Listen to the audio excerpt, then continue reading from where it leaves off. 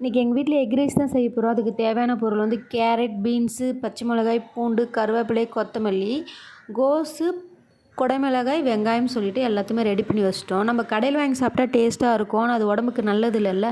அதனால் நம்ம வீட்டிலேயே செஞ்சு சாப்பிட்லாம் அப்படின்னு சொல்லிட்டு வீட்டிலேயே செய்ய ஸ்டார்ட் பண்ணிட்டோம். அதுக்கு ஃபஸ்ட்டு வானல் நல்லா காய வச்சு லைட்டாக எண்ணெய் விட்டு 3 முட்டையை உடச்சி ஊற்றி நல்லா ஒரு கிளறிடுங்க. அது கூடவே லைட்டாக உப்பும் லைட்டாக பெப்பர் தூளும் போட்டு நல்லா கிளறி வறுத்து தனியாக எடுத்து வச்சுருங்க.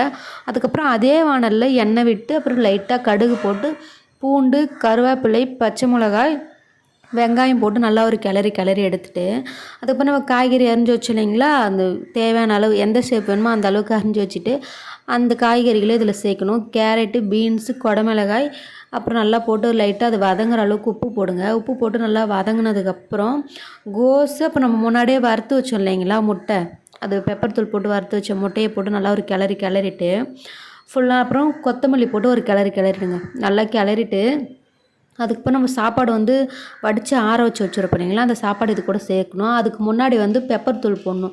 லைட்டாக பெப்பர் தூள் போட்டு நல்லா ஒரு கிளறிடுங்க. அப்புறம் உப்புலாம் கரெக்டாக இருக்கான்னு செக் பண்ணி பார்த்துட்டு உப்புலாம் போட்டுட்டு அதுக்கப்புறம் நம்ம சாப்பாடு வடித்து எடுத்து வச்சோம் இல்லைங்களா, ஆற வச்ச சாப்பாடு இதில் போட்டு நல்லா ஒரு கிளறி எடுத்துடுங்க. நல்லா ஃபுல்லாக ஈவனாக வர மாதிரி நல்லா ஒரு கிளறிட்டு அதுக்கப்புறம் அதுக்கு மேலே லைட்டாக பெப்பர் தூள் சேர்த்துக்கோங்க. சாப்பிடும்போது செம்ம டேஸ்ட்டாக இருந்துச்சு, பார்க்கும் போதும் நல்லா இருந்துச்சு. ட்ரை பண்ணி பாருங்கள்.